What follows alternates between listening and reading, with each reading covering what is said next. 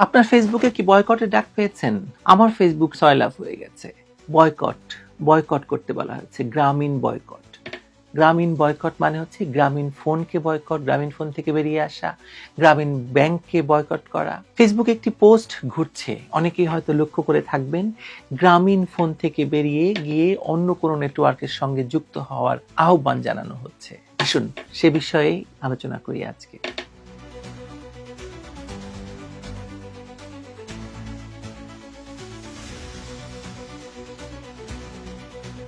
যে পোস্টটির কথা দিয়ে শুরু করেছিলাম সেই পোস্টটিতে বলা হচ্ছে যে দেশদ্রোহী ইউনূসের গ্রামীণ ফোন থেকে আপনার নাম্বার না পাল্টে অন্য অপারেটরে যেতে নিচের ধাপগুলো অনুসরণ করুন।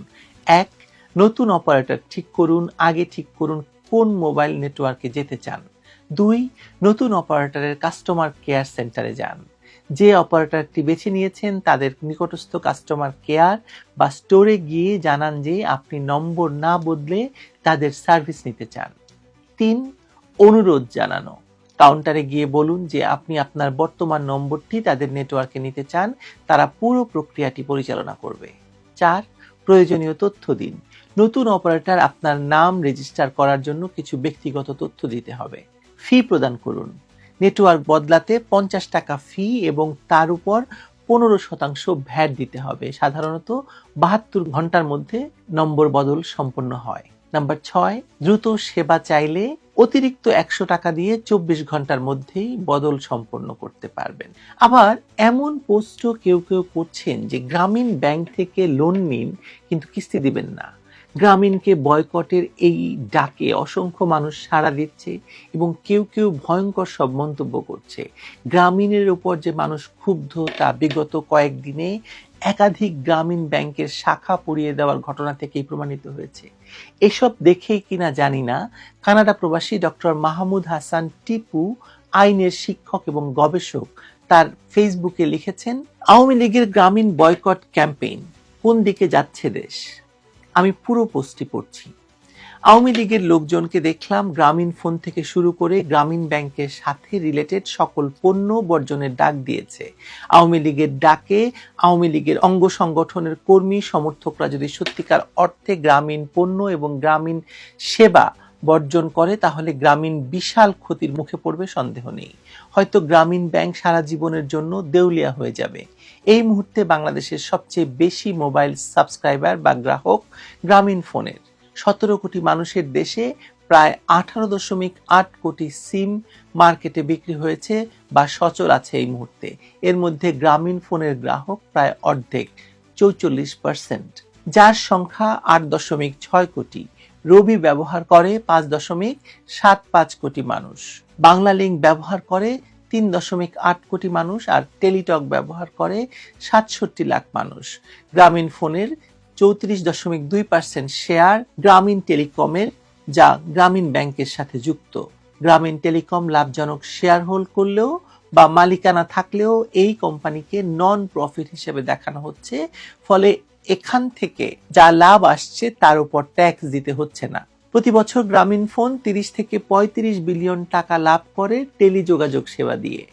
শুধু ২০২৪ সালে গ্রামীণ ফোন ৩,৬০০ কোটি টাকা লাভ করেছে। এর ৩৪.২% গ্রামীণ টেলিকমের টাকার অঙ্কে, যা ১২৪০ কোটি টাকা। ধরা যাক বাংলাদেশের মোট জনসংখ্যা ৩০% আওয়ামী লীগের সাথে সংশ্লিষ্ট। খেয়াল করে দেখবেন প্রতি একজন মানুষের বিপরীতে একজনের বেশি সিম বাজারে। আগেই বলেছি যে ১৭ কোটি মানুষের দেশে ৮ কোটি সিম বাজারে আছে। ৩০% মানুষের জন্য ৩০% সিম যদি ধরি তাহলে গ্রামীণ ফোনের ৮.৬ কোটি সিমের ২.৯ কোটি সিম বন্ধ হয়ে গেলে এবং এইসব গ্রাহক রবি বা বাংলা লিংকে চলে গেলে গ্রামীণ ফোন কোম্পানি বিশাল ক্ষতির মুখে পড়বে, যার ৩৪.২% এসে পড়বে ইউনূসের গ্রামীণ টেলিকমের উপর। কেউ গ্রামীণ ব্যাংকের গ্রাহকদের বুদ্ধি দিচ্ছেন গ্রামীণ ব্যাংক থেকে লোন নিয়ে সেগুলো ফেরত না দিতে। গ্রামীণ ব্যাংকের মালিকানার ব্যাপারে কয়েক মাস আগে আইন সংশোধন করে সরকারের শেয়ার 25% থেকে কমিয়ে 10%-এ নামিয়ে আনা হয়েছে। বাকি 90% শেয়ারের মালিকানা ব্যাংকের গ্রাহক এবং ঋণ গ্রহীতার নামে। 90% গরিব এবং অল্প শিক্ষিত অশিক্ষিত এই ঋণ গ্রহীতাদের যদি কোনোভাবে বোঝানো যায় যে তারা যা লোন নিয়েছে তা যেন ফেরত না দেয়, তাহলেই গ্রামীণ ব্যাংক দেউলিয়া হয়ে যাবে। এখানে শুধু আওয়ামী লীগ না, জাতীয় পার্টিও আছে। ধরা যাক আওয়ামী লীগের সংঘবদ্ধ গ্রুপের মোট জনসংখ্যা 40%। এদেরকে বাইরে রেখে ডক্টর ইউনূস নির্বাচনে গেলে এই 40% যদি এক গ্রামীণ পণ্য ও সেবা বয়কট করে, তাহলে গ্রামীণের পার্মানেন্ট লস হবে। ডক্টর ইউনূসের উচিত হবে আওয়ামী লীগ এবং জাতীয় পার্টিকে অ্যাকোমোডেট করে নির্বাচন দেওয়া। দেশে তাহলে অশান্তি হবে না। আর যদি তিনি সুপার ইগো এবং হিংসাত্মক কার্যক্রম অব্যাহত রাখেন, তাহলে দেশের ভালো কিছু দেখতে পাচ্ছি না। আমি যদিও বিষয়টিকে কেবল আওয়ামী লীগের কর্মী সমর্থক বা ভোটারদের গ্রামীণ বয়কট হিসেবে দেখছি না।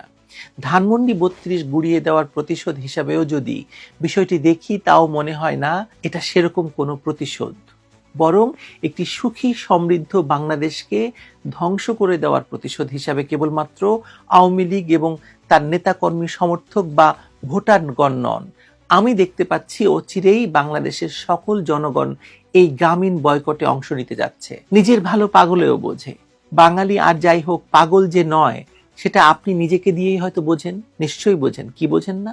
তার মানে এই বয়কট আন্দোলনে আপনাকেও সামিল হতে হবে। এ কারণেই হতে হবে যে কারণ প্রতিটি ক্রিয়ার একটি সমান এবং বিপরীত প্রতিক্রিয়া আছে। বাংলাদেশে একটি রাজনৈতিক দল, একটি রাজনৈতিক শক্তিকে, একজন রাজনৈতিক নেতাকে ফাঁসির রায় দিয়ে এবং বাংলাদেশের স্বাধীনতা মুক্তিযুদ্ধের সকল স্মারক, সকল চিহ্ন মুছে দিয়ে যেভাবে বাংলাদেশের মুক্তিযুদ্ধের বিরুদ্ধে দাঁড়িয়েছে, স্বাধীনতার বিরুদ্ধে একটি মানুষ, একটি পক্ষ কাজ করে যাচ্ছে, তার শাস্তি তো তাকে পেতে হবে, পেতে হবে না?